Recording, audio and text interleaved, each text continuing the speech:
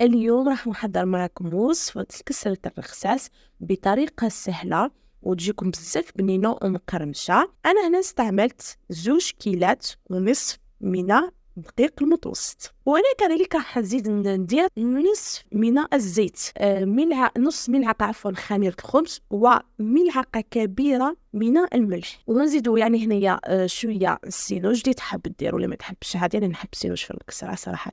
ونزيد ندير ملعقه كبيره كذلك من السكر. نبدا نلم هذيك الدقيق تاعي مع هذوك المكونات، ونبدا نعجن في هذيك العجينه تاعي باصابع اليد بهذا الشكل. نقعد نعجن حتى يعني نتحصلوا على عجينه رطبه هك في اليد. وبعد ما حطيت الطاجين تاعي سخون مليح، راح نهز القرصه تاعنا بالعقل بهذا الشكل، ونبدا نحطها في الطاجين تاعنا بالبلاعه. هاي لكم القرصه تاعنا بعد ما طابت. حصلنا على هذاك اللون اللي بغيناه ذهبي كما